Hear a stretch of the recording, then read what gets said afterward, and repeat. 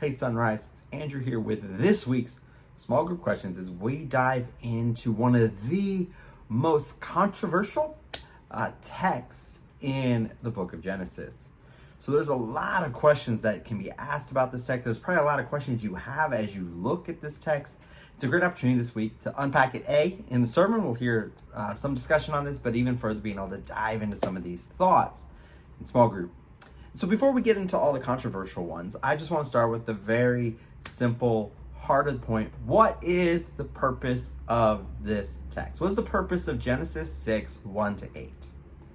So begin by reading the text and coming to that answer. What is the main point of the text? It'll help us unpack, I think, some of the better questions as we work through this. So what is the main point?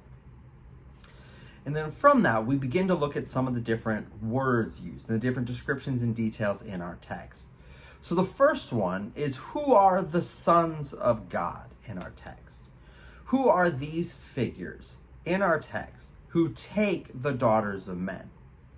Again, lots to think about in there. Again, we'll cover some of it on Sunday. We'll get all the options out there Sunday morning and then have some time to discuss it further detail throughout the week. And from that also, not only who are the sons of God, but what does the 120 years represent? I'll give the two options. One is the 120 years represents the total life that mankind will now have, that men won't live over roughly 120 years. Or is that the age until the destruction of the earth? That there's 120 years from this point till the flood. Okay?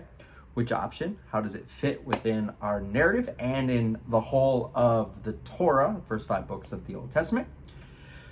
And then from that, we continue to unpack some of these different things that the text brings forward. Who are the Nephilim, the mighty men? How do they relate back to these last 2 big questions? So those are the 3 controversial questions, ones that there's a lot of discussion about with what the language of the text says. How does it fit within all of Scripture? And so take some time, come to an idea, a conclusion, not that you have to have an answer, but just kind of think through what these options are and how they connect. And then from that, we get to the back half of the text, which is a little bit more straightforward for us. I think it's a little bit easier for us to unpack in some of the clear things that we see here that we can discuss. One, what does it mean that God repents? What are we learning from that phrase? How do we understand the true meaning of that in Genesis 6? If you're in men's group on Saturday, we'll actually cover this a little bit more in full. So Saturday and Sunday, you'll get a dose of what this part means.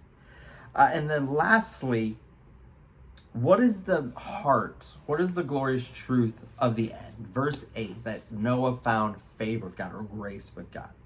What is the beauty that we learn about God in that conclusion to Genesis 6, 1-8 as we begin next week the Noahic story, the story of Noah and the flood.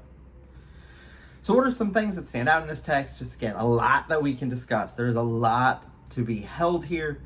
Again, so come Sunday morning, hear the word proclaimed in the small groups as we unpack some of these questions deeper together. We may end up in different spots, and that's okay. There's a lot of options, a good biblical and historically accepted doctrines when it comes to these discussions, but they're good to have.